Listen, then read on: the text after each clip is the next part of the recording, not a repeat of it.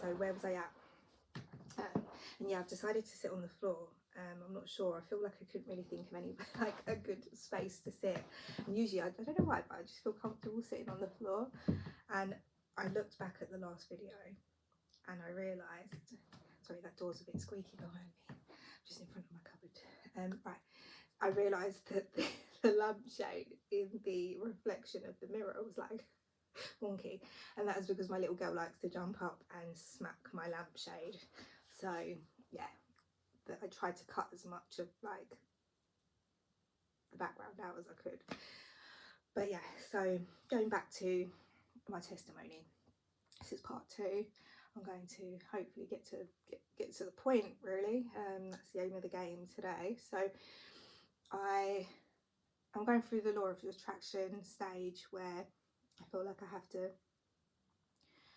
really just get control of my mind, try to be positive, try to focus on what it is that I actually really want, who it is that I want to be. And if I'm completely honest,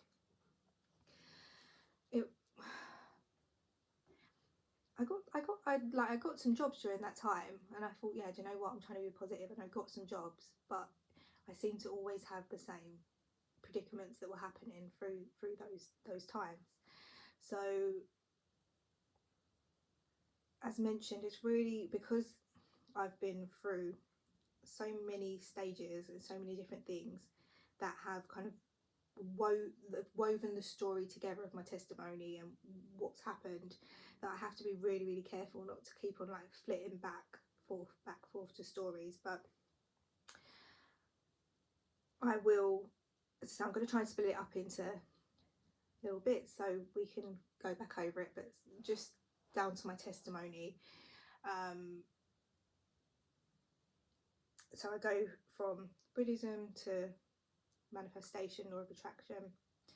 I then meet my partner, or my boyfriend, on holiday, and that holiday where I nearly died, it was crazy. I was literally on that holiday, and I think I was reading a Paul Coelho book, which he's got that famous book, I can't think of the name of it right off the top of my head, but yeah, I was reading a book. It was a really depressing book anyway, and it was like I'm going through all of this stuff at work, literally being harassed, bullied, and I'm really, really, really depressed. I literally begged my best friend to go on holiday with me. We go to Egypt. I remember I was like laying on a sunbed, and I'm saying to myself, oh God, because I do believe in God, but like it just wasn't like Jesus Christ. It wasn't that. I believe in God, but just not. It wasn't. I didn't associate God with Jesus. So I'm laying on the sunbed, and I'm like, just please God, just send me someone to love me. Just send me someone to love me. It's been so hard. I just want someone to love me. Like, just want to feel like happy and feel loved. So we end up meeting these guys.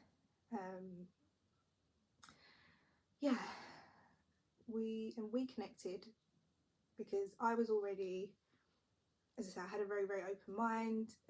Me and my dad, as mentioned, we are both free thinkers. We both are researchers, where we love to learn things, we love to know information. That just makes us happy. So I said to you as well, because obviously when I wrote my poetry and I was speaking about Islam, that, you know, it could appear that I'm trying to say that I don't like Muslims, and that is not the case. So the reason we connected originally is me and this guy is that, you know, we were saying, like, we planned to go to a mosque on the last day, me and my best friend, and I was saying, oh yeah, you know, people have such an issue with Islam and Muslims, but like, you know, I don't believe that. It's really hard because I don't know about this, I've heard about this like YouTube jow, and you can get in trouble for saying certain things, so I'm a bit wary, but you know, I believe that most of the things that we know today, that we've seen, are not as we know them to be, and I never believed that Muslims are terrorists, and that, remember what we saw in September 11th, that was the story that we learned. So in my mind, I already had this view of, you know, the people who the government point their finger at as the enemy is usually not the enemy. And I understood that that wasn't necessarily the case. So when I met him and he said, oh yeah, like I'm Muslim, and I was like, okay, like, you know, and in my mind I think I kind of thought, I really would like a man of God. Like, it didn't have to be Jesus, it didn't have to be that, but someone that believed in something higher than that. As I say, my first relationship was really hard. I've always been a really when I lost my virginity to my boyfriend, and in my mind I literally thought, like, that's it now, I'm gonna marry this boy. We're gonna be together forever, I'm gonna marry him. And he cheated on me a week later, and I was young, I was 14, but I liked this boy so much. I literally, like, I adored this boy. And I was 14, lost my virginity to him. It was that beautiful, it was that Christmas. I don't know what our parents were doing, leaving us to be alone at that age. But we did what we wanted. I pretty much would sneak out all the time, go and see him. And let's say I lost my virginity. And then it was like, we go into these things so naive with these like soft little hearts. And when he cheated on me, it was literally like, it was like my heart just like broke into like a million little pieces. And it was like, but for me, and as I say, I know that I had a lot of friends that, you know, they had sexual relationships very early. Like, I don't know if it's just where I grew up in our town, but there was girls that were literally losing their virginity at like 12, 13, 14. That was the standard. I was someone who was on the later stage, and that was, I lost mine at 14, which when you look back now, I was still a child, which is why I couldn't mentally take the emotions that came with that sexual relationship. So I'm literally losing my mind. I'm like, it really hurt me. I actually, regardless of how many times he cheated on me, I still always stuck with him. I believed, you know, to see it through. He always said, like, in 10 years, when we get to 10 years, we'll get married. We never made it that far. Let's get that. We never made it that far. Got nearly there. I think it was like 7 years. But there comes a point when you have to like accept that you can hold on as much as you want to hold on, but if someone doesn't want to be with you, or, you know, love you or cherish you the way that you want to be loved, you can hold on all you want, but you are only hurting yourself. And I literally ran, like, my mental health was in the bottom of, like, felt so bad about myself because I was constantly just heartbroken all the time, which is the same for a lot of girls getting into these relationships, because we don't know what the foundations of what a real good relationship looks like, because we've never seen it, we've never been around these sorts of things. So I didn't actually sleep with anyone else until I was about 21, and I kind of forced myself to do that because he cheated on me again so many times, disrespected me so many times, that I thought that I had to do this, I had to get through it, I had to do it, because, you know, he'd done it to me so many times, and I had this anger, and I did it, and I literally just cried. I think I went to Mexico with my friends, and I just cried, and they didn't understand it. They was like, Jazz, sort yourself out, like, sort yourself out, why are you crying? And to me it was such a big deal, because I literally just always wanted to, maybe because I didn't have that stability, I always wanted to meet that person, and it was like, that was my person. And I always believed that my first boyfriend was my person. We literally got on so well. And again, I think maybe because of my relationship with my dad and how he treated me, I got really used to, like, not actually seeing reality for what it was. I loved him with all my heart. I know that, like, I do believe that he did love me. I think that we do love people, we just don't know what love is. So to us it's love, but we don't know what real love is. And it's not until you meet Christ and love, you really realise that, like, you've never really experienced it, that kind of love. Because again, my dad, I know he loves me, but if you was to write down all the ways that he's loved me yet still hurt me, a lot of people would say that, you know, that's not love. if you have a man and he like constantly cheats on you all the time, is that love? But they do still have love for you, but just not the kind of love of Christ, you know. So as mentioned, so I met my boyfriend who's Muslim. We get together, and as mentioned, I got really ill on that trip. We will go back to that another stage, because as I say, I don't want to get into a stage where I bombard people with like all of these scenarios and things that have happened, that it ends up coming across like some crazy story that's so far-fetched that you're never going to believe it.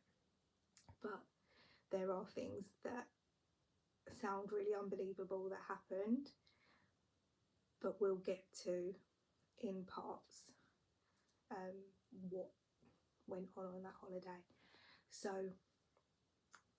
by the end of that holiday, I think we only shared a kiss, and I left there, got on my way home, and I was so excited, like, I've actually met someone, like everything had been so bad at work, and I met him, and I was like, oh yeah, I finally met someone. In my mind, I'm like thinking, oh, the life that we're gonna have, I'm gonna get out of heart, like I don't really want to say I'll grow up, but yeah, get out of where I am.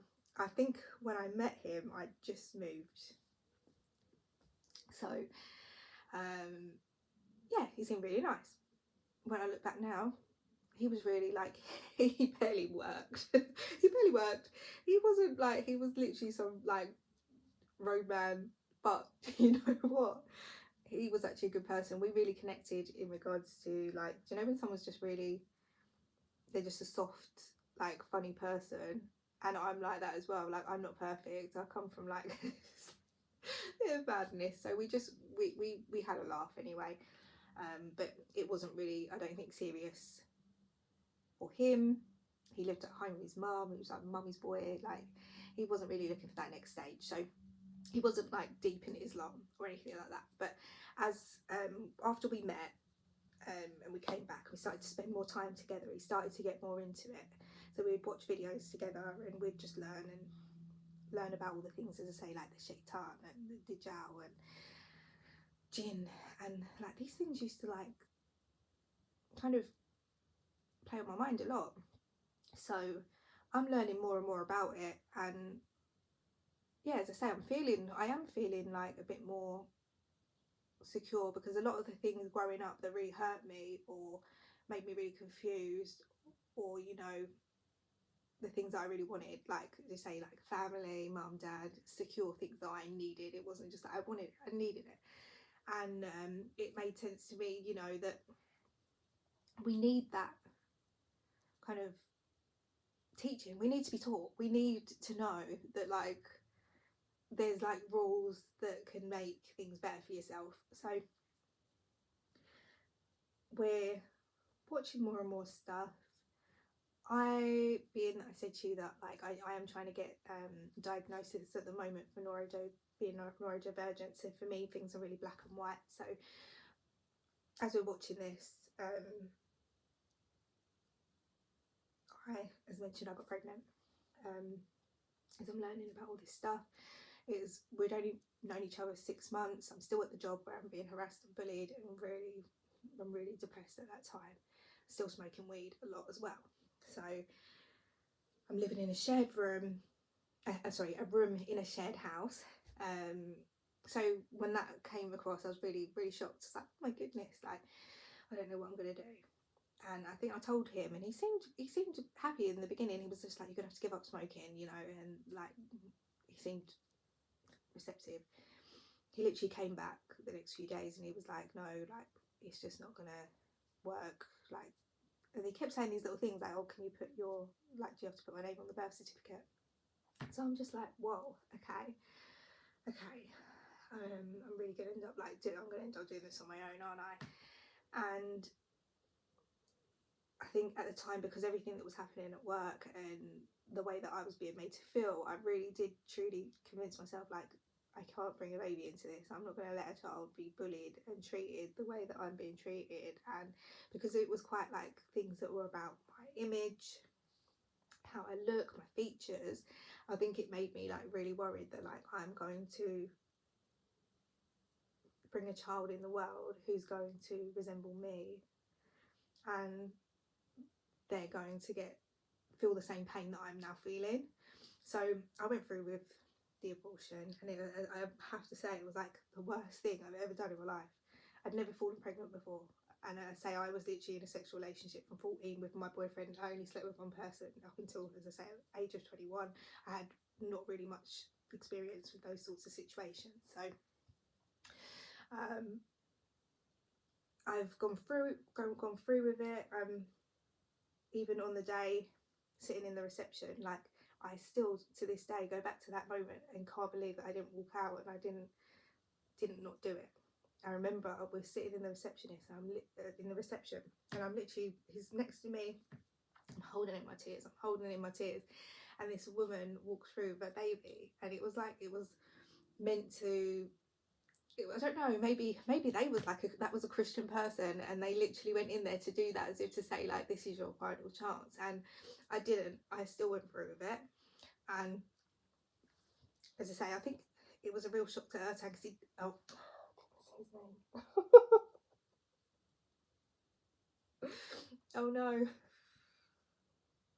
I didn't want to say his name, but anyway, you didn't really hear that, so it's fine. I'll see if there's a way that I can, like, bleep that out. So anyway, so I was getting emotional. So I went through with it, cried so much.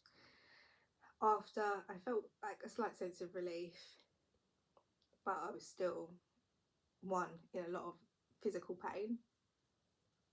And I don't know, after he went and, like, bought himself a PlayStation or whatever, he stayed with me for, like, the first night, and then, you know, I was just left there with my thoughts. And as I say, because I'm learning more about Islam, like, to me it was like, wait a minute, like, I'm going to hell. Like, I'm going to hell. And I know people sit there and now and say, like, this is really, how can you say that about people? Like, people who have abortions are not going to go to hell. But, like, the Bible's really clear, and also Islam's very clear about, you know, murder is murder. So I'm getting more and more angry. Like, my boyfriend at the time, like, you've literally, like, we've done this, like, we've just done this. Like, how are we going to be forgiven? Like, how am I going to be forgiven? Like, I'm taking this really, really serious, and I'm trying not to like, focus on that. But I'm feeling, like, more and more bad about myself, feeling more depressed.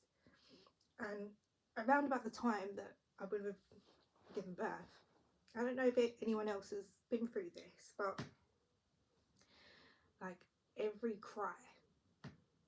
time I heard a baby cry, it was, like, so painful. The roundabout the time I was going to give birth, it's like your arms, like, they feel like a weight. It's like missing. And the thing is, I know I have friends, or, like, old friends that have had several abortions, and I never knew that this is, like, maybe how they felt, or this is, maybe they didn't. I don't know, because I can't speak for other people, but I know that a lot of people that I know, especially, like, one of my friends, and she fell into, like, a lot of, like, drugs and partying and drugs, and I think a lot of the time it's because we're dealing with this pain that we don't know how to deal with, so we're numbing it with drugs or with alcohol or with, you know, partying. And at the time, all I could do was, like, just smoke more to try and numb the pain that I was feeling, because deep down, all I wanted was, ever since I was, like, 14, all I wanted was to get married, have a family. And so many girls and women, that's all we want. And we're judged so much, like, women are judged so much on, you know, living this life, making these decisions. And I wish I did decide differently, but in all honesty, without that guidance of being told that this is right, like, I would have stayed with my first boyfriend, and I would have married him, and I would have had children with him, and I would have only ever had sexual relationships with him, and I loved him endlessly, like, more than anything. That was all I wanted. But I didn't have control over the other person, and the situation. And the fact is, we both never had the guidance needed to be able to have a successful marriage or a successful relationship that wasn't built on pain, because that's all we'd both ever known. So for women who have been through abortions, just know that you can be forgiven. It's really crazy now when I look back, because during the time when I first found Christ, there was this pastor called Pastor Decoy Green, and I literally hated his prayer style, but I'd watch his videos, and he discusses a lot about everyday witchcraft and things that were happening to me, that I was like, okay, because sometimes I'd feel these feelings and I'm like, oh, I know something's not right here, but it was hard to put it into an explanation. And I never knew how prevalent witchcraft is in today's society, and we're pushed into so many situations that are demonic and basically witchcraft, which is a direct opposition to the Bible. So this is how good God is. Yeah, this is how good he is. So as you can know, that's probably one of my biggest regrets of my life, is doing that. I felt the physical repercussions, the mental repercussions. So I even ended up going on antidepressants after that, because I was so depressed at what I'd done. And after I found Christ, that was probably the one thing that I really found it hard to forgive myself with. And even now, still, I know I'm forgiven. I do forgive myself. I do forgive myself, but it's still really, really, really hard. And so this one pastor that I found, and I finished reading his book. His book was Spiritual Assassin, which sounds really, it's actually an amazing book. And there was one line in this book or a section in this book, and it was basically saying that for mothers who repent, and again, this is how I know that God is so good, that he will lead you to the exact thing, the exact person, the exact thing that you need in that moment. And I needed that, because that was the last thing that I was really, really struggling to forgive myself for. And so it said in that book that mums who repent, if you've had an abortion and you truly, truly, truly repent, and you live a life serving God and living for Christ, then you will get to heaven and you will meet your baby. And you will, and they will still be a baby. And if that's not enough, of I can't think of the word, but that it keeps me going as well. You will get to, you are forgiven, and you will get to one day be reunited, because when you do something like that, it affects you for life. And as I say, I think in this society today, we push so many girls, and even boys, because it's not that boys are not affected by this. A lot of boys, it happens and they don't have a choice, because girls do it for a number of reasons. But rather than teaching girls that, they are so precious and so good, that they deserve the man of their dreams that is actually going to treat them as they deserve, we just give them condoms, the pill. I don't know, as for myself, I was actually I had an injection. I used to have an injection so I couldn't get pregnant from a very early age, which a lot of girls in my town, they did. So when we was learning about sex education at school, it wasn't, teaching us about the emotional side, or that, it's a big thing. We're not adults. We're not built to deal with it. You see adults who go crazy as soon as they have sex with a guy, their brain goes. And you've got to imagine being 12, 13, 14, 15, and you're doing these things that you can't really kind of put into words, or to control your emotions, and then we're having to deal with these situations. So God made these rules for us to be protected. And I know a lot of people, especially now since I've found God, it's they think that they're being repressed, like, how can God want to stop us from being sexually free and doing what we want to do? And, you know, for a short while, I probably felt like that as younger. Like, I was a rebel. I wanted to do what I wanted to do. But everything that I did actually hurt me. Every way that I rebelled against God or against what, you know, would have been good for me, hurt me. If I would have, you know, not had sex early with my first boyfriend, it would have been easier to walk away knowing that I hadn't had sex. But again, we stay because we have, and deep down, most of us don't want to. We did it because we loved them, or because we thought we loved them, but we lusted them. But yeah, so I go through that stage. I'm kind of like, I'm angry at him that, like, I've done this, when deep down all I wanted him to say is like, we can do this, we can do this. So after that, I'm up in the air with him. I'm kind of like, you know, I'm nearing, like, I'm 25. I want to settle down. I want to meet someone who wants those things that I want. And looking back now, I mean, I remember him as the nicest, kindest person.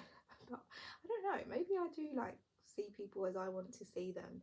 And as I say, it's not that he was a bad person, but we was together for 2 years and he never met my parents. He never tried to meet my parents. I met his parents. And over time of being in that relationship, I realised that, like, even though he said he was Muslim,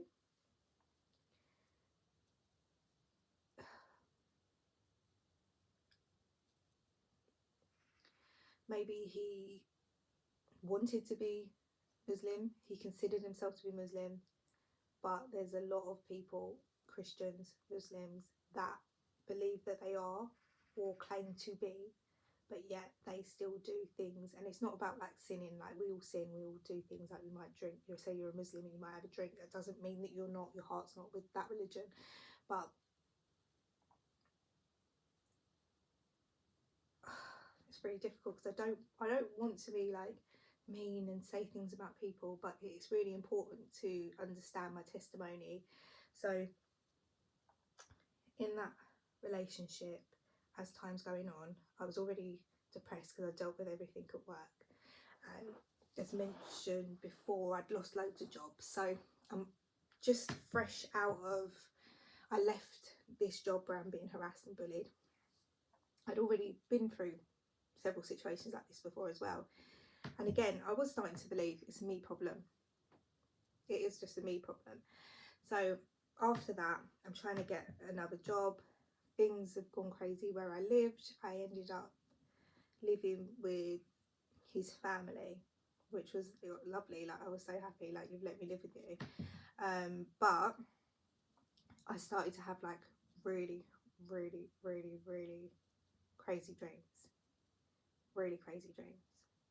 I'm running, I'm trying to carry my mum. I'm trying to carry things, and, like, it's like a war. I close my eyes and it's like literally war. And I didn't realise I was under a lot of demonic repression, and I was going through a lot. I'm just trying to smoke even more to try and, like, quell what it is that I'm actually dealing with. So over time, I realised that his family was, like, his mum always said that I'm not Muslim. Like, the only thing I believe with Muslim, that I'm, like, Muslim about is, like, I don't eat pork. That is it. They still celebrate Christmas. It was more like his dad that was, like, a bit more into the faith, and he didn't really, like, say, when I met him, we both smoked. It was, like, not really focused on that, and over as time went, he started to become a bit more focused on Islam. So as I say, I took my Shahada. At that time, I told you that I heard that voice on the way back from my Shahada. I heard that voice saying, like, baby, you know, I listen to you whatever way you face. Whether your head is covered, I always listen to you. Whether you're facing a certain way, I always listen to you. I always listen to you what was before Islam. So as we I was staying there, I came to realise that there was certain things that didn't correspond with, you know, them being Muslim. You can say you're Muslim, but being Muslim is actually a different thing. And again, as I reiterate, it's not about like you may sin, you may smoke, you may whatever. It's like in here.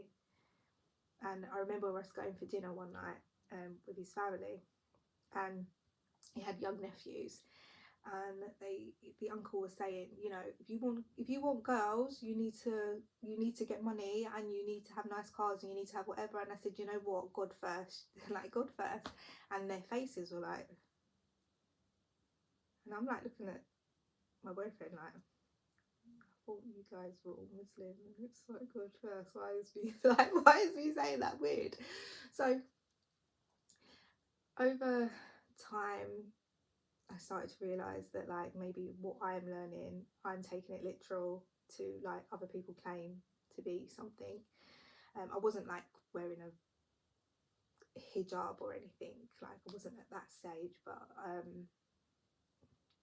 I was just kind of like just finding my peace in knowing a God. And yeah, it was just a really, really strange time. So towards the end of that relationship, a lot was going on. I remember going to, I remember one time, so he took me to a house, like he was like, well, like we're thinking about moving out, like, and I would say to him like, well, do you want to live with me, like do you want to do this together? Like we've been together nearly on like 2 years now. And you know, in his mind, I think he wanted to get a mortgage, he wanted to do it the right way or whatever, but I wouldn't ever be in that situation. Well, at that point I knew I wouldn't be in that situation. So he took me to one of his sister's friends who's a man, he's got children, and he said that he had like this room in the house. And do you know when you just got this really, really, I just got this really weird vibe. I was like, why would you want me living with another man? But we're Muslim, we're supposed to be like, this is going to be our faith, and you want me living with another man? But yeah, it tells us that we should be married and that we should be like do this together, and not that I should go and live with another man who possibly it could end up, you know what, like I'm a young girl, he's a man. It's just, it just didn't feel right with me, it didn't sit right. So I feel like in that moment, I feel like sometimes the enemy will push you into situations where you're so desperate, where you end up taking the offer of the enemy because you need somewhere to live, or you need a job, or you're so desperate. So at the moment, this is the task. Like the enemy is pushing people into such desperate situations where they are willing to take what the enemy is offering. So again, I remember one day we're in his bedroom, and he looked after his nephews a lot. When I say that, like I literally looked at this man, like he had like a really good heart. And I think that, again, that was a plan of the enemy, that he sent me someone who was genuine. I do believe that he was possibly a TI, a targeted individual, before he met me, because he went through a lot. He was very like, he said that like before he met me, he's like, his hair was falling out, he had alopecia. And I think that when he decided, you know what, I've had enough of being the humiliated one, I've had enough of being the harassed one, I've had enough of being the outsider, he joined them. And so when he met me, again, what we don't understand is that like Satan's kingdom is built on secrets. That's what they've all got their little, like, you know, no one talks about it. And it's basically like a pyramid scheme where you have a handler, you bring someone in, handler brings someone in. So he was supposed to convert me to being part of the group that they are in, which is, as I say, I remember one day his nephews came back, they showed me, he drew a picture of the Baphomet. So to me, I was like, what the hell is this? Why is he drawing that? Like, your family's supposed to be Muslim, why are they drawing that? Why are they not being taught that this is not what it's about? Like this. And he's just like, he's just drawing, like they're just kids, they watch video games, like this is all it is. And I knew in that moment that it was a lot deeper than that. And I realised that his mum was actually doing witchcraft, because I remember coming back and she had like a book, and it was like about pagan like things, and I'm like baffled. I'm like, oh my goodness. And I'm getting like more and more like confused. I got a few different jobs during that time. When I was living there, they was like really short lived, and it was like everything that was going bad could go bad was happening whilst I was there. And again, it's so deep that as I say, I've been through stages with my spiritual warfare has been so deep to get to this stage where I feel like I have to talk about it now, and because I do genuinely feel like it's like could save others' lives. When I was going through my really hard time, this is even when I moved into my studio, so I was with my little girl at the time. I remember praying to God, saying like, please God, just show me I'm not alone, show me I'm not alone with all the things that I've been going through. You know, when you start to notice that like things are so weird that it cannot be a coincidence, the things that you're going through. And I said, please God, please show me that I'm not alone. And I went online. I remember I found this guy called New Breed, and he was talking about what the things that I was going through. He was talking about it, gang stalking and being a TI and these things that were happening. And the fact is, it's God's children that are being targeted. And I was just like, whoa. And I needed that in that moment, just to hear someone else, to hear them say what I'd been going through. It was like, oh my goodness. And it gave me the strength to carry on and to actually believe in myself that I'm not this bad, horrible person who can't keep a job and I can't do this. This is spiritual warfare, and it's designed to make you feel crazy. It's designed to make you unstable, and it's designed ideally, like if they can get you to kill yourself, even better. But that's like click, another one. They really do not care about any of you. Satan does not care about any of you. His kingdom does not care about any of you. He has a society, he has a gang of people, he has a government of people that are designed to make sure that God's children, while they're here, have as much of a painful journey as possible. But again, there is the light at the end of the tunnel in Christ. There's peace to be found in Christ. So again, I don't want to kind of like get lost off of that, but I came to realize that that family was not who I wanted them to be, because I can't just say that that's who they portrayed themselves to be, because I believed who he said he was and what he believed in. But again, the actions proved differently. So I should have been, I feel like I should have known. But again, I didn't have a dad saying, you know, these are the standards that you should have as a young woman. This is how you should be treated, because as it was, my dad was an alcoholic and he was treating me really bad himself. He didn't really care. My mum, again, she'd never had a stable long-term relationship throughout my childhood, so there was no one really there to guide me during that time. So when I actually got to the stage where I booked into a hotel, and I thought, yeah, I can't do this anymore. I literally can't do it. But the thing is I didn't want to die. I wanted the pain to stop. I'd just been fired from another job, which this job, I went in, I gave it my all. I read their script. I literally smashing it, did so well. They started doing all these booky things again. Like, I'd be on the phone. My job was to like book in appointments. So I wrote the script for everybody. I'm booking in the appointments. I keep getting these appointments, and basically like, you've got a headset on, so you're talking out loud. So I'm saying, yeah, okay, what day can you do? Is it Tuesday? Is it a Wednesday? What time? And so everyone else can hear as well. So by the time I'd go to book my appointment, literally the moment I'd say, okay, you ready to get your card out? Yeah, we'll book it. It's gone. And this would happen again and again. So in the end, I'm getting a bit frazzled in my mind. So I'm like, right, I'll take a picture of the appointment to show that it was there. And I could tell that something was being done in a weird way to make me feel uneasy and to try and stop me from progressing. So one day I just ended up losing it, because I was just like, do you know what? I know that this is what's happening. And yeah, so I ended up losing that job again. I think for a while I actually pretended that I was going to work because I was so embarrassed. I didn't want his family to know that I'd lost a job again. So I'm going out and pretending I'm going to work.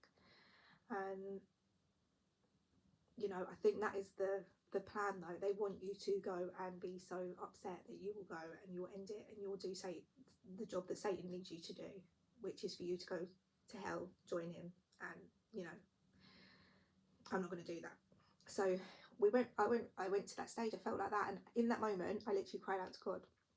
I was like, God, please, like, if I feel like I'm a bad person. I feel like I'm a dreadful person. I truly did believe that at the time. I feel like I'm a dreadful person. Things are just going so bad. I just want to be able to keep a job. I just want my family to be proud of me. I don't want to be disappointed. I wrote my letters out, my emails. I emailed them to my boyfriend about, you know, telling my family how it was, telling him, like, and in my when I read back now what I wrote, it was like, I thanked him so much. And you know what? That's what, like, even how good God is to me, is that even though he came with that intention of not being there for me, not marrying me, not wanting to be with me, really deep down, his plan was to destroy me, because they are part of that world of, they've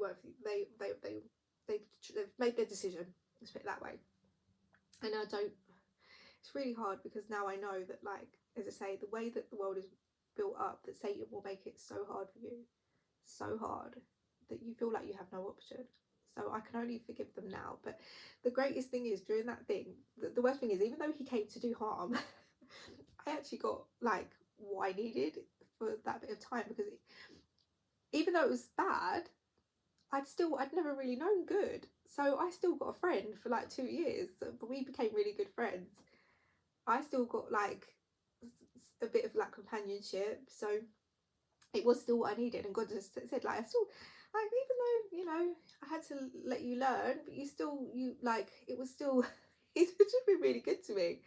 Like, it's mental that even though I went through that really bad situation, it was good. And as I say, I cried out to God and I said, look, I need to know,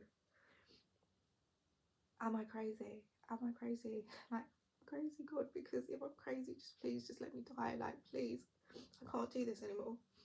And I think that night, like, I went to bed and I had a dream, and he literally showed me that, like, on that holiday where I met my boyfriend, I wasn't supposed to come home. Like, if anyone knows me, everyone knew me, like, back in the days, I was a tequila drinker, so I always used to tequila, and I always used to say, there's a trick, everybody, there's a trick. When you do the tequila, make sure you do the lemon and the salt first, and then you don't shut up, it's absolutely fine. So that was always, like, my thing, like, tequila, tequila. Not anymore. I can barely have a glass of wine now without getting all that. But yeah, so we go on this holiday, randomly meet these boys that happen to live not very far from me. Actually, the boyfriend who I met on holiday, his best friend lived next door to my sister. Yeah. When I got back from holiday, one of my other really close friends asked me to go raving. We go on holiday, I'm speaking to the boys, I'm like, yeah, I just don't really know about this boy. He's like, oh yeah, that boy, yeah, I know him. And there were so many coincidences that were happening that I was like, I had to be realistic with myself, that this can't all be coincidences. This can't all be coincidences. They all seem to, like, know each other. So I go on this holiday. I'm really, really depressed. I asked my best friend to go on holiday. Because of her job, she was not, like, someone who was available all the time. So I found a few holidays. She said, no, you know, I found one. And I did think this was really strange at the time, because this person could get basically good deals through their job, cheap flights, cheap hotels, they could do that. I just assumed at the time that maybe she didn't, because I'd been quite reckless growing up and I'd sometimes had a bit of attitude and a bit of a mouth, maybe she just didn't want to risk her job. Not her job, but, like, being linked, if I was to act a bit reckless, it would lead back to her. So she picked the location, she picked the date, she picked the time. So we go on this holiday, and again, it's weird, the day before I go, literally a day before I go, I bump into my first boyfriend's family, who happen to hate me, which I'll go into another time. So we go on this holiday, and again, I know this is about my testimony, and I said this was going to be about my testimony, but this is why it's really important, because God revealed to me what the enemy's plan was. And that's why it's important to talk about what happened, because I think I try and glaze over a lot of what actually happened to me. But so we go on holiday, we meet these boys. I can't remember whether, so the first night we met, we first started speaking, and then we decided like we'd all go out together. There's a group, there's another couple there as well, and a few other weird couples, which it was just a weird bunch of people.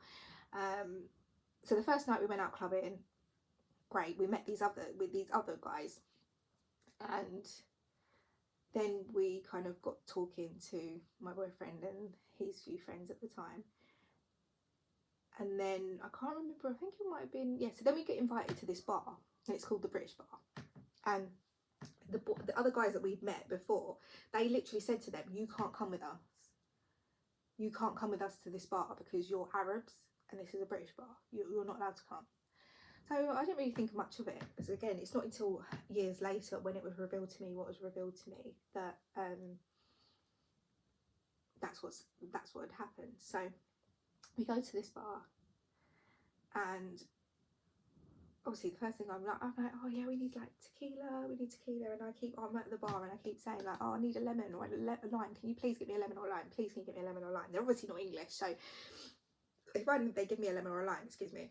And so I took it, my mouth automatically starts tingling, and I say to my best friend, I'm like, something's not right, my mouth's tingling, I don't like, something just doesn't feel right. So like, I'm kind of like sitting down, and I was fine, go to bed that night, get up the next day, we go to the beach, and all of a sudden vomiting, and from the other side, cannot stop.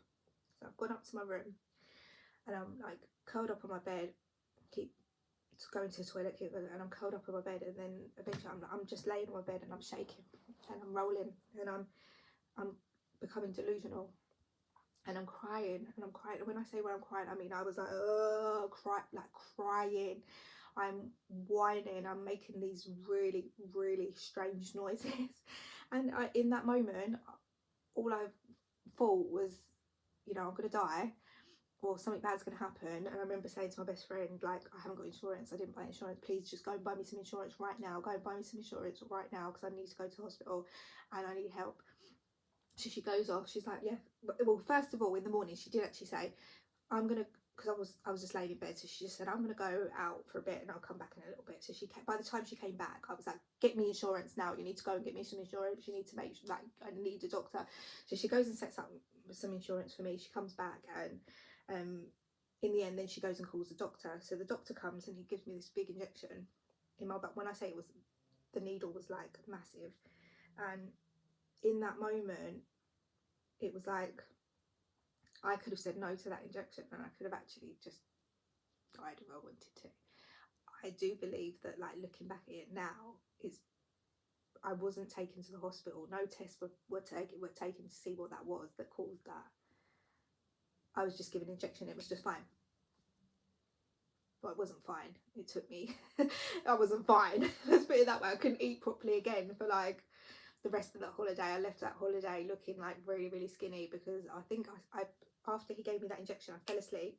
I was asleep for like a good 12 hours, and I woke up that night, and then I was just really weak. I remember the next day, I think we went for a dinner the next night, and then we back at the hotel, and everyone kept saying to me like, oh, you're like, they was like, when I say I've never heard people being up someone's bum so much, they was like, you're so beautiful, you're so this, you're so that, you're so this, you're so beautiful, and like, oh, like, and they all like, there's like a group of them, they're all just gassing me up, and I didn't realise at that moment that it was like a distraction, because they knew it was plotted for me to be there at that bar at that precise day. I don't think they was expecting me to come back, and it sounds so far-fetched, but I had to believe God in that moment. And I've got to say, when he first showed that to me, I didn't fully want to believe it, and I did say to myself, you know, you're smoking weed, you got to be crazy, like, to actually believe that this person wanted to do that. You've got to be crazy, like, you're just paranoid, So I did tell myself that for the longest time, but over time I started to say, right, well, you know what, it does add up. Like, it's been 2 years. This guy got with me. It's been 2 years. He's never wanted to meet my parents. I've never seen his friends again. We met on holiday with 2 of his friends. Never met his friend ever again. I think I met his friend, one of them, once when the first week when we got back. Never again did I meet any of those friends. I met some other friends, and I realised that they actually weren't. They're not like these innocent people. Let's get it that way. So the people that he hanged around with were a bit like unsavoury, so he was in with that world. I actually learned after looking at his old social media post that he was actually from the world that I came from my first relationship. So it's not that far-fetched what I was shown. And it took me a while, and it was really, really hard. And I didn't, in that moment, I truly believed that my best friend saved my life. I was like, if it wasn't for her going to get me a doctor in that moment, I probably would have died. She didn't come back at the right time.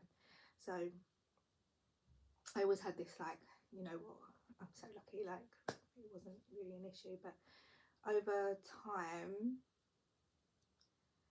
I don't know, just like weird things happen. And when I revealed to my boyfriend at that time that that's what I thought, I remember seeing him saying that that's what happened, isn't it? That's what happened. That's what happened. And I remember saying to him, is your uncle Mason? Is he? And he wouldn't answer. He wouldn't answer me. He was just like, why does that matter? Why does that matter? And I remember I would do a lot of research on his laptop, because I didn't have one myself. So when he was like asleep or when he went out, I was like researching a lot. And I've always been like that, so I enjoy researching. So they knew what I was looking at. They knew where my mind was at. And I again, looking back on his social media, as I came to learn that he wasn't this like innocent little like Muslim boy that I wanted him to be. I had to look at him as a person. And do you know what, I don't hate him even now, because as I say, God gave me what I needed, which even though he may have come with the intention of, you know, doing me harm or not, he didn't. I truly do believe that he didn't actually want to do that, because that is the setup of the enemy. What he will do is he'll put you in a situation where he's either got something on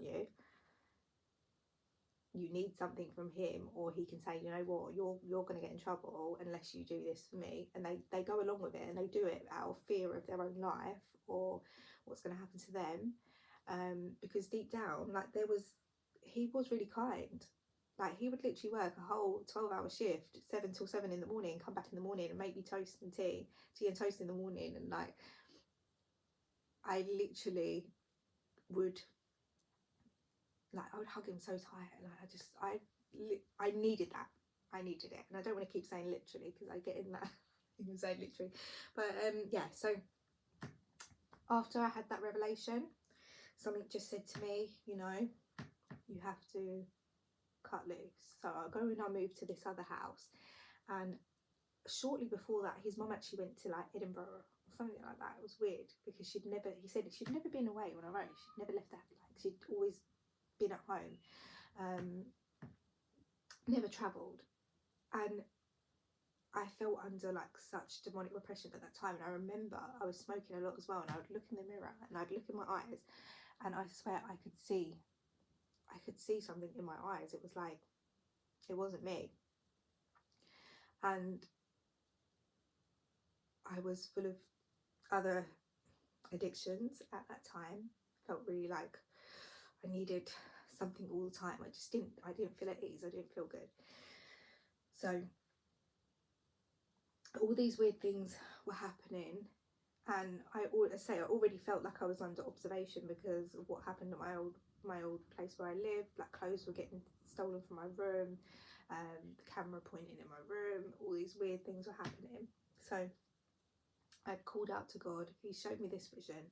He gave me this revelation of like, this is who you are around, and this is what they are doing. You're not crazy. You're not a bad person. Like, you need to get away from these people.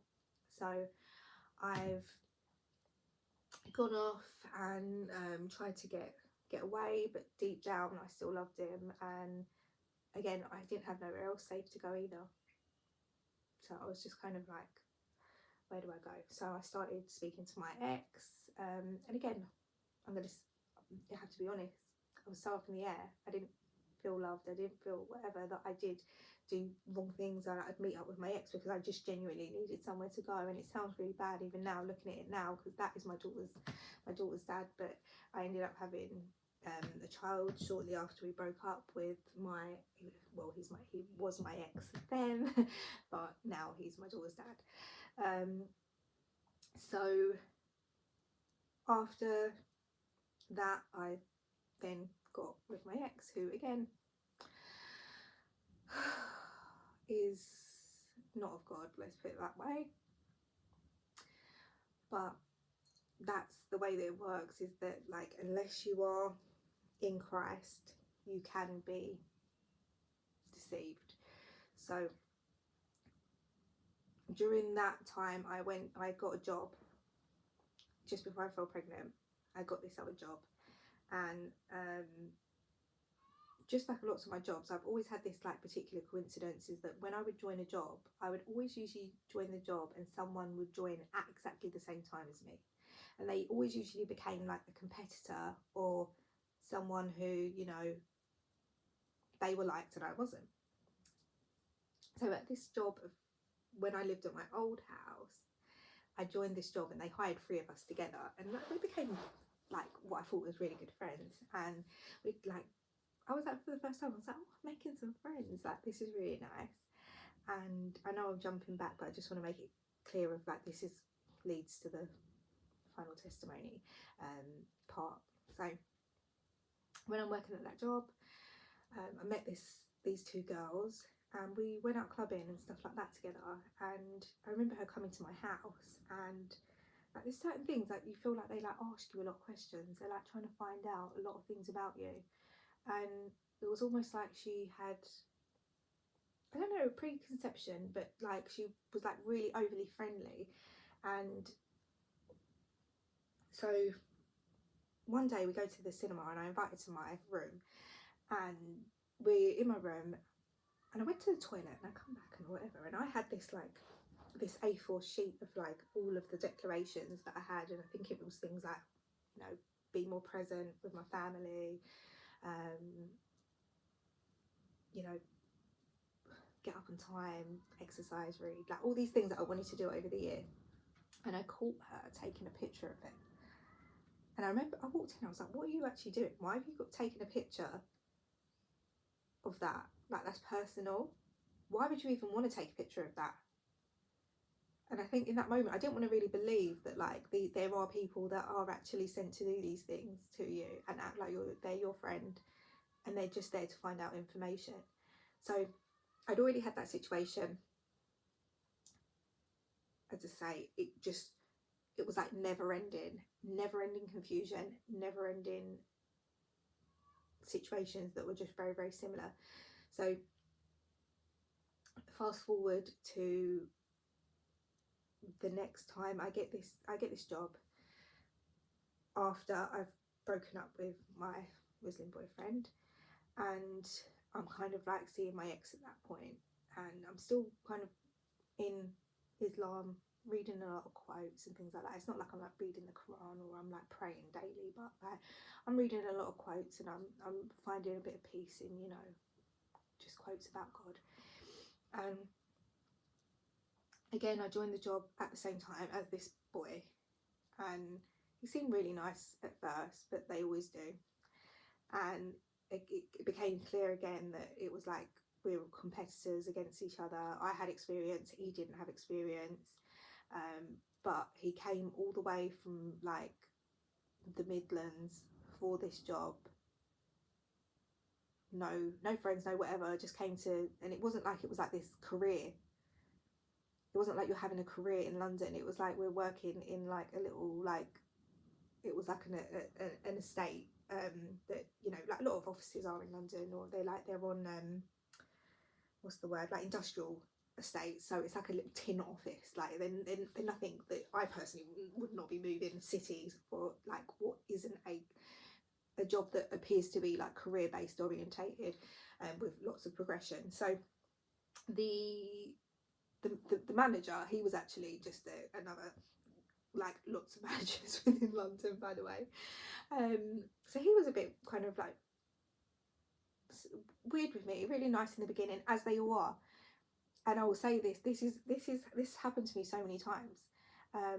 So even just recent, when my daughter was young, I went to a job and I got this job, and this woman, she was like this black woman, and she had a really nice like car parked outside the front. She was really lovely, and we connected so well. It was so lovely. I really thought, oh yeah, do you know what, she could be a mentor, like I could do really good at this job. And again, every job I go into, I have this hope, I have this like passion. I'm like, yes, I'm gonna do it, this could be like the next one. And then literally I go in the second time to meet her, and it was like completely different. It was like how like someone had gotten in her ear and told her that this is not the person to hire. And she literally said to me during one of the team activities, she said, how do you drop the ball? Yeah, put Jasmine in your team. And again, at that job, same thing happened. It was just, yeah, dreadful. So again, going back to the job at this office, both of us are training. It took a while for training because there's like so many products to learn. And so we're sitting at our desks, and I remember sitting there, and it's still going through my head a lot, because obviously what had happened before, I'd been feeling really depressed, and I'd been asking myself like, am I crazy a lot. So I'm sitting at my desk, and all of a sudden, again, being that I'm learning about Islam, like reading quotes and stuff like that about Islam, not thinking about Christ, let's put it that way, not at all. So I'm sitting there at my desk, and again, that voice that I heard after I took my Shahada, I heard, I'm sitting there saying, God, like, you know what, I can't take this again, like I can't take this again. Am I crazy? Because it feels like they're trying to destroy me. It feels like they literally don't want me to succeed. They're trying to destroy me, God. And he said, you know what, he said, call on Jesus, and I'll show you you're not crazy. Call on Jesus, and I will show you you're not crazy. So we sat down, because we was doing some training. So me and this boy sat together, the other employee who joined at the same time as me, and we sat together, and we've got our knees like touching, and I just sat there, and in my mind I'm saying, in the name of Jesus, you just prove to me that I'm not crazy. If this guy is sent to destroy me, then please show me that I'm not crazy. If this guy, God, I need to know that I'm not crazy. In the name of Jesus, show me that I'm not crazy. Is this boy here sent to destroy me? And I swear to God, this boy started to shake. He was sat next to me, and he was like this. And I looked at him, and I'm like, because I know what I'm praying. And he's like, and then my manager just came and like kind of pushed us apart. And we were all just kind of like, and again, I think that my cognitive dissonance in that moment, I spoke to my sister about this not that long ago, and I said to her, like, even though I had these experiences, I kept trying to tell my mum, like, this happened to me, and no one wants to listen, no one wants to believe me, because it's easier to believe that I'm crazy. So after that, when that happened, I was saying to myself, you know, maybe it's like voice to skull technology, and they was doing that, and they put that in my mind, and you know, that wasn't really God. Maybe it wasn't God, maybe it's technology that they're using, because they seem to know.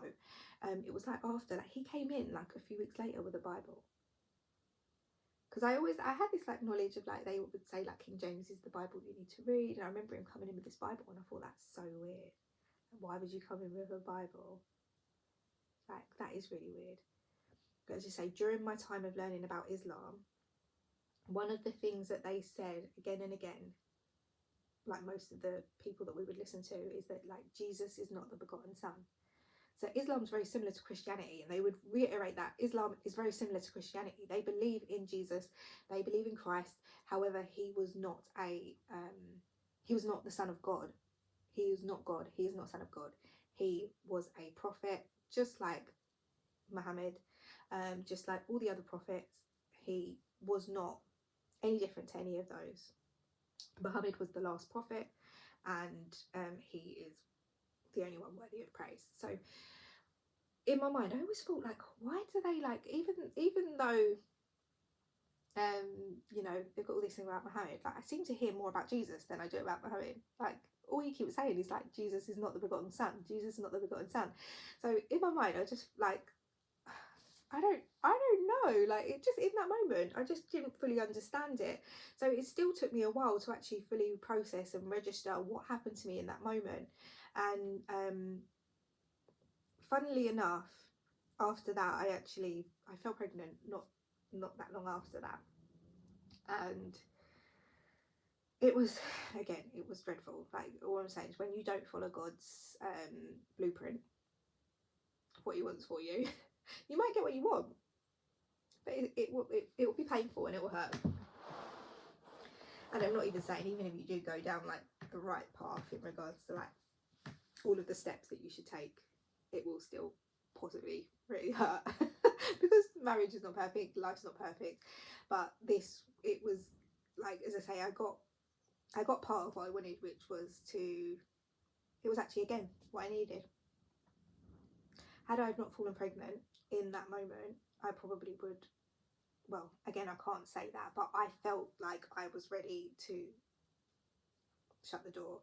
He showed me that I wasn't crazy, which was the first step. That was again, it took me a while to actually believe what I was shown, because I couldn't fully trust myself. And over the next, like, year or so, whilst I was pregnant, it was, like, dreadful at that job. It was like they was literally trying to push me out, make me feel so unwelcome. I was getting messed about.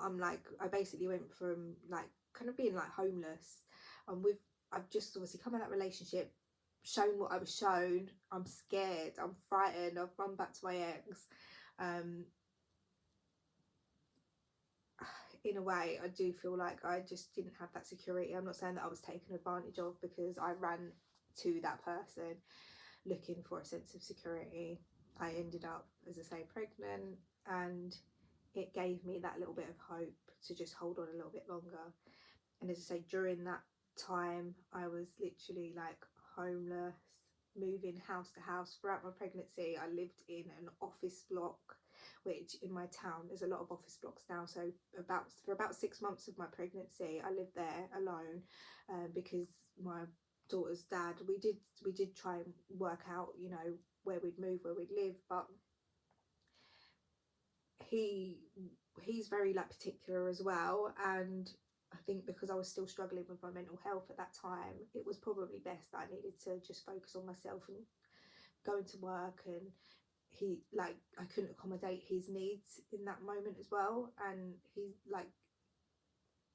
it was really difficult. Anyway, so I lived in an office block for 6 months. I'm travelling to London to work. I'm driving an hour back and fro every day.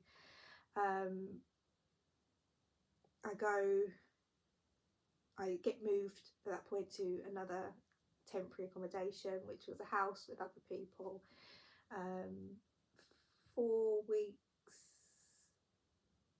that was actually before the office block, and then 4 weeks before I was due to give birth, they moved me to the studio. And at that time, I was so devastated. I saw it and I was like, no, like, this is the worst corner in the worst part of my town. Like, everyone's gonna know this is dreadful, it's so bad. And I really didn't want to move there. I really didn't. And as you say, I had no choice, because if you don't accept what they give you, you're then deemed as, like, not needing home. And I literally had nowhere else to turn. So we moved in, and you know what, it was difficult, it was hard, but again, like I said before, it was the most wonderful time. And over that period of time, I got a chance to slow down. For once, I wasn't, like, in work or in these situations where I was being bombarded with, like, negativity.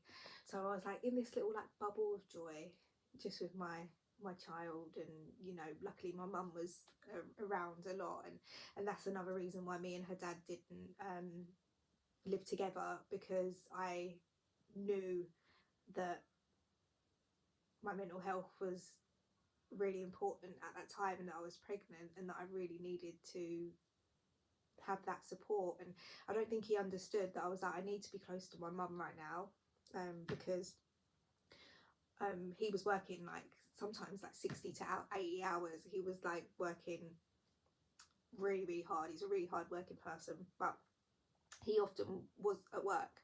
So I was like, I can't be with a baby by myself, you know, on the other side of London where he wanted to live, where he was only willing to live there. He wasn't willing to move closer to where I needed to be with my mum. So I felt like I had no choice. And so we go through I'm in this studio, and yeah, I just felt this like overwhelming presence of God, and I had a chance to really slow down and really consider all the things that had happened to me over the coming years. And I just like felt this wave. And as I say, I would have these moments where I'd like pray and I'd be like, God, please show me I'm not alone. And then I come across like, say, that new breed, and I would advise anyone, go to his site, especially if you're a man and you are watching this, go and check out his YouTube channel, which I think is New Breed Global Truth. Yeah, New Breed Global Truth. So check that out, because as you say, he was one of the first people that put it into words what I was actually going through in regards to feeling that pull from God, and that something was different about me, and that I needed to change. Just focus on God, change. And it is true, when you start to like obey God and focus on God, it's like he builds this like wall of protection around you. When you are like kind of living as you deem fit and you're doing whatever you want, it's like your armor drops, and then they can like attack you and they can hurt you. And as I say, I was under so much demonic oppression and so many attacks. This has gone back to like my first relationship, and what you sometimes unknowingly end up associating yourself with. And it is unknowingly, like a lot of us, we get kind of initiated into things unknowingly, and it can follow us for sometimes like, is the word centuries? Is that century? Is it century, 100 years, or 10? Like decades. Like it can be like like decades of your life where you're like under this oppression and you don't fully understand that it's happening. And as you say, you only have to walk down a street of somewhere, like you'll walk down like the normal high street town, and you will see drug addicts, people who are oppressed mentally, spiritually, physically. And I finally got the knowledge and the protection of like, right, I actually need to protect myself now, mentally, spiritually, and physically, which was like through prayer. So I'm praying a lot. I gave up smoking whilst I was pregnant, because as I say, I was still an addict when I fell pregnant. So I gave up smoking weed during that time. And I'm praying like a lot. Like my birth was like so peaceful. It was really crazy, because my pregnancy was like so it was really hard. Like I was like alone throughout it, living in an office block by myself. Her dad helped like financially with like getting the things that we needed, but like mentally I was alone, and it was really, really difficult. So after in the studio, I remember I would literally go to sleep and I'd listen to this thing called Grace for Purpose. And I remember one night listening to that, like I'd just leave it on all night and I'd sleep through it, and I'd listen to like gospel music a lot. And I remember one night after like I had the prayers on, feeling this spirit leave me, and it was like the spirit of addiction that left me. And I know that spirit of addiction came to me when I was probably about, I'd always had that, but it came to me when I was about 12 or 13. Like I remember a time when I was really young, and my dad always used to smoke weed around me. So like on weekends I would come over to his house, and this is after he settled down a bit, and he would smoke weed. My stepmom would be at work, so usually I'd lay on the sofa behind him and he'd smoke weed and just sit in front of me. And I remember falling asleep that night, and I think something happened spiritually that night where it's like I associated like kind of weed, and I don't, there was like, again, do I believe my dad is like into witchcraft? And I know that there's some things there. Yeah, that is the case, and we will talk about it another time. Is he possessed by demons? Yes, he is. But he, all I can do is pray that he kind of comes out of that and that he will be free of it. And it's not easy. It's not easy, especially when you've been repressed by these. These are like familiar spirits that have been through our bloodline for a very long time. So again, I did, after giving up, as I say, giving up weed, I was praying, and I felt the spirit leave me one night. All of a sudden, I'm at a baby group, and like, no one will speak to me. Everyone in my town knows me. There's always been like, don't speak to this girl. After I split up with my first boyfriend, a lot happened, was said about me. It was like I was like the hot potato. You do not touch or speak to this girl. So it was really hard being on my own and not having a friendship group with my daughter. So there was only one girl, and I remember her overhearing that she was living in one of the office blocks. So I ended up speaking to her, and slowly but surely she still smoked weed. And I think my daughter reached about a year at that point, and I remember I wasn't sleeping very well, and I remember just thinking at that point, you know, maybe I can just have a little toke before bed. But again, remember I said to you in the last video that it's not necessarily the weed, it's me. So I know certain people that can, like, they've smoked throughout life, but they'll just have the odd one and they're fine. But because of my addictive personality and my addictive nature, that's not the case for me. So it will affect me massively, and anything that I do, it's like I don't do it. I'm not a part-time anything, well, apart from jobs, but I'm not a part-time anything. If I do something, I'm gonna go all out, and I'll want it all the time, and I always want that, which is why it's, for the first time in my life, it's like, it feels amazing to be completely free from addiction. As mentioned, I gave up vaping this year. I hadn't, so basically after my daughter, I smoked briefly again for about a year. I had this dream. God literally showed me. He was like, this is who you will be if you carry on smoking weed. I think it was like, showed me this dream of like me dropping my daughter off, and I remember like I was like throwing half a spliff in a bush and trying to like not smell like it. And I was like, this is not the parent that I'm going to be. I'm not going to be that kind of parent, because there's so many people out there, you know, that they smoke weed and they don't think it's a big deal, but that's not going to be my future. That's not going to be who I am. So I gave up weed again. I remember one day I actually invited, well, no, actually he invited himself. My dad invited himself to the beach with me and my niece and nephew who I was taking, and my mum. And he likes to smoke in those situations, and I've explained to him that it's still really like hard for me, even though I'm like given up and it's been a while. I still find it hard being in them situations, so I try not to put myself around people, situations where I could fail.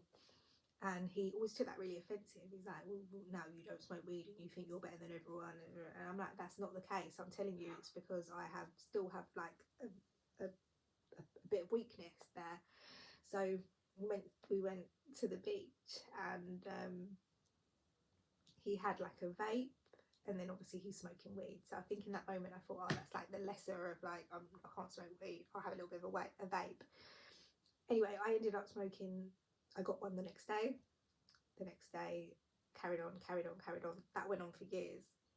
And I'm like, that one moment of not realising that like I am still weak and I still need to be protective of myself and my nature, because it goes back so deep that I have to be like really cautious. And that's why now sometimes I say that I've got no friends. It's not that people don't sometimes try and be friends with me, and it's not that I'm being like unkind or I think I'm better than anyone else, but I know that like I tend to get a bit carried away.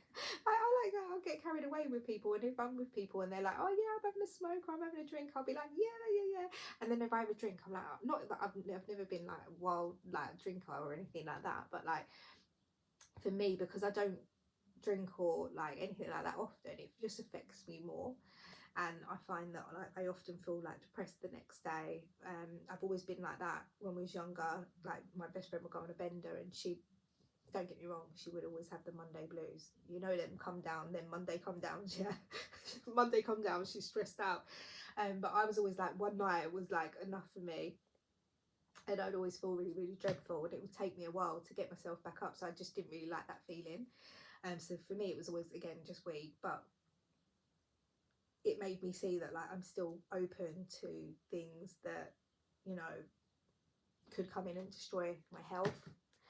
And vaping was really hard to give up. Yeah, it was really hard. But again, I say I'll do like a small thing on my addiction side, which like what helped me fully get free from addiction. And as I say, I'm only like, I think about a week to 2 weeks completely off vaping. I've slowly over time got that down. I bought one that was without nicotine, and it was just kind of like a night crutch of like having a bit of a toke of a vape. But I realised that like I had to still give it up. That was still something that I was using as a crutch. So yeah, I feel a lot better. Again, I've put on a little bit of weight actually over the last 6 months. I've not been going to the gym. I actually walked out of the gym. So yeah, I walked out of the gym and I cancelled my gym membership a few months back. So I went to the gym, and I like to go to classes. And we was in this class, and I don't know this. I don't listen to mainstream music, so I don't know what song it was, but it was a song that was like, it was saying something about Jesus. I actually can't remember who it is that actually sings a song. I think it's something called Lisa or something, but I can't remember the actual words that they were saying, but it offended me so much. Yeah, it really, really offended me. And I remember, like, I often do this, like when I go to my sister's now, when she listens to like music, because I don't often listen to music, I've weaned myself out of it. I get like, oh, like, because I know that God don't like it, and I know it really it pees people off around me, because I'm like, oh, like, it irks me, like God don't want me listening to this music, because like I don't know, I just don't like it anymore. I like don't like these things anymore. So yeah, I'm in there, and he's like, something just said to me, like, you're working on your temple right now. You're literally working on your temple, the temple that was given to you by God, and yet you're going to listen to music that is disrespecting your God while you're working on the temple that was given to you by your God. And I had to just put down the weights, and I walked out, because I just didn't want to be a part of it. And I feel like I'm at that stage in my life now where like I'm willing to walk away from anything that doesn't serve me and my God, because that is all I have. Like, he is literally everything. We're at the end of an arduous journey of like him revealing to us. Again, I'm like, did you hear my tummy then? I've literally only had a big smoothie today, like a watermelon smoothie, so I'm a bit still hungry. So I will be bringing this to a close, because I realise again, maybe I do need to get out more and speak to people, because I am finding rambling at a camera by myself quite a lot more comfortable than I originally thought it would be. So I hope that like if anyone does actually listen to this, that like, I appreciate honest feedback. I do appreciate that most of, probably like 95% of people that I'm known by probably don't like me. So I appreciate that it's going to be a lot of people watching this that just are watching this just to find out what weird stuff I'm going to be saying, or you know, to disagree, or because you just hate God and you hate Christ and it just doesn't make sense to you. But I know there will be like the odd people out there, just like with New Breed, like some people watch his things, and like when you look on his chat, there's like, there was always like, in the end he has to have like moderators, because there's so many people that come in and just say mean things or horrible things, and again, that's Satan's kingdom, that they literally have time. They are minions. They literally have time to say these things about people, to do these mean things to people, and to try and like get in people's head to make them feel that they're not like worthy, or that there's other people out there that don't need to hear what they've got to say. So I know that there are some people out there that probably need, you know, to know that God does care about you. You can go through dreadful things, you can go through addiction, you can go through, you know, an abortion, you can go through dysfunctional upbringing, you can go through like multiple heartbreaks, and he still wants you, he still wants to know about you, he still cares about you, he still will show you like little signs. And again, just like myself, it wasn't until I asked God to reveal to me, you know, who am I surrounded by, where am I going wrong, what is it I need to learn, what doors can I close, that I learned more and I got closer to God, and I realised that like that is all I need. And you know, he will reveal things to me. I remember even recently I was praying and I was saying like, God, like reveal to me, like, because things are still like hard, things are still going on where like I feel like I'm trying, but and he will reveal things to you. And there are things that we do in our youth that we literally do not consider. And again, I don't really know whether I should like tell you about this, but like little things like when I was younger, I remember smoking a spliff with like Bible paper. I thought it was the biggest joke. Oh, this is really, really funny. But certain things that he revealed to me, he was like, there were certain things that you did that were so disrespectful that you like, now you need to repent of it. And I repent because I realised that like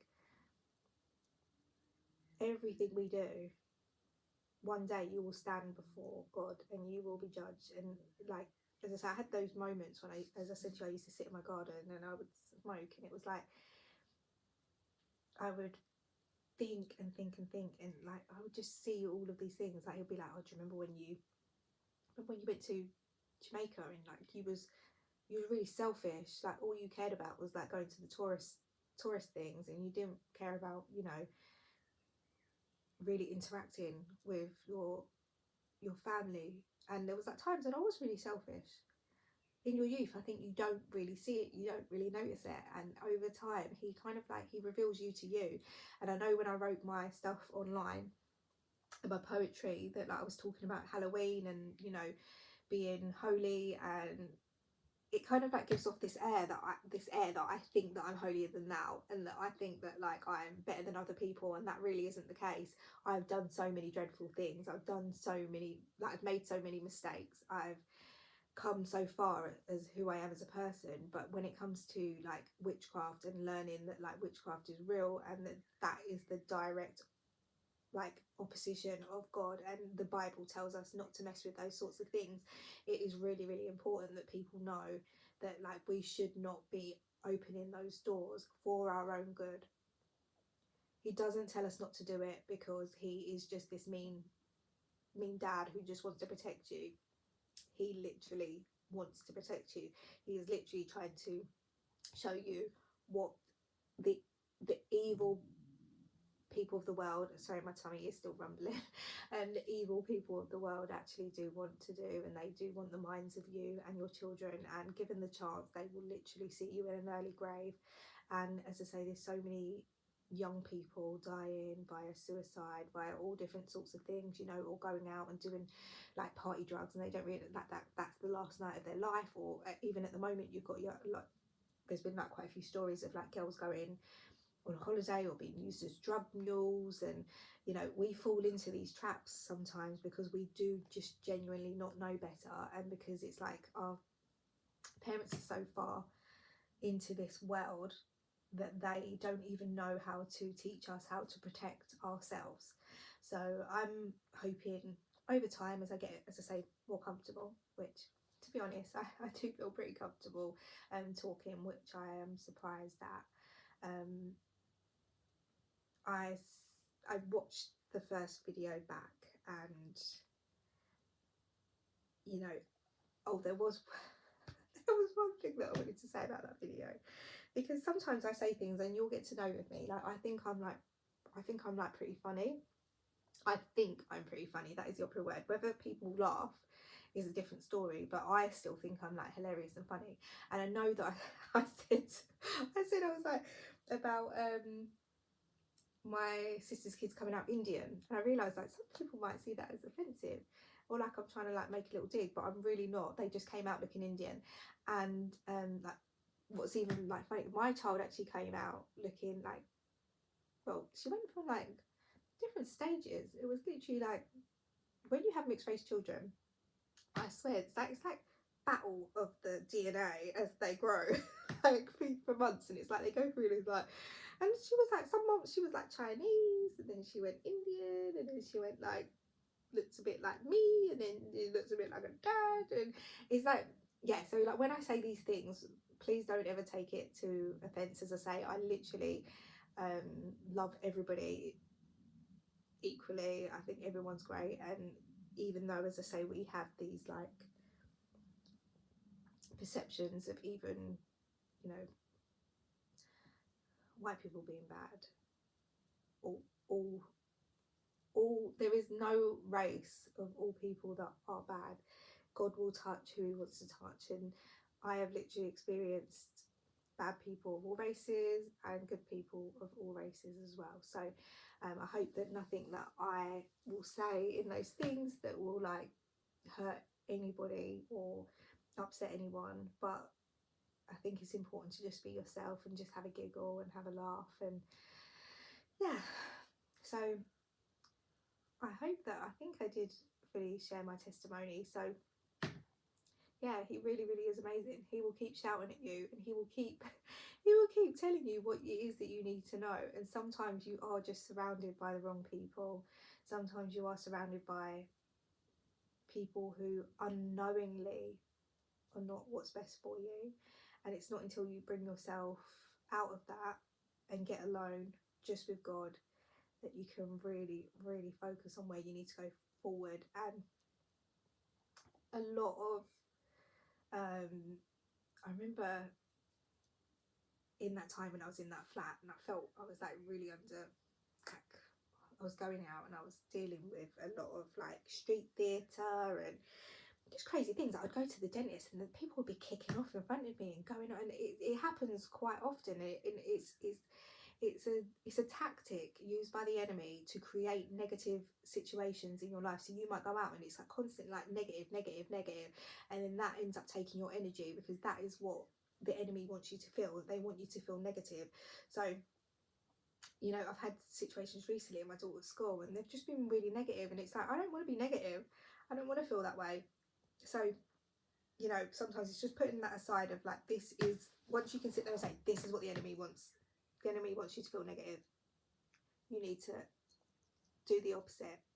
Feel positive, feel good. Know that there are people out there that, you know, are also struggling, but it is how we respond to it. And prayer is our first go-to. And yeah, I'm not perfect even with prayer. Sometimes I've recently been really feeling really tired when I want to pray. I've been feeling really like sometimes I can't find the words. Like I want to pray, and I'm so used to just praying in my head, but I've been realising recently that I actually need to learn to pray out loud, something that I've never been able to do. And especially like my walls are like paper in here, that I often like feel a bit like, oh, people can hear, or like worry about that. And I've really got to get that out of my my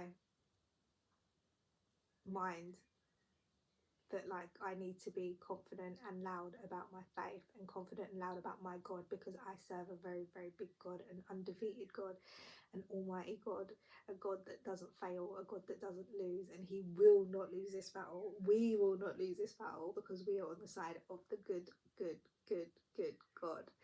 And yeah, so I will try to upload another video very soon. And I don't know why, but just before I go, I just want to say this quick story, because I know at the moment there's been like a lot of Christian music that's coming out, and it's really, really great. And I love it because I've always been a really big hip hop fan.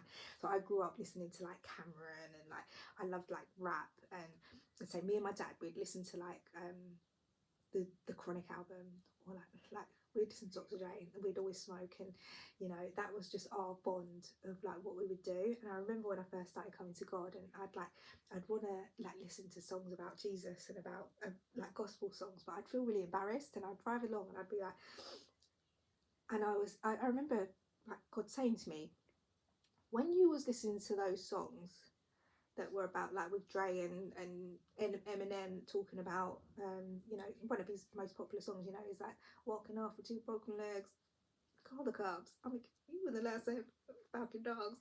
Do you remember that song? Yeah. So you had no shame. You had no shame listening to those songs, windows wound down, bunning, like no shame. Why is it the moment that you want to sing about good things, about good things, that you suddenly feel ashamed and you feel embarrassed? And it's a question we have to ask ourselves, is in this world we live in today, why is goodness so embarrassing? Why is being good something that we feel like we have to hide?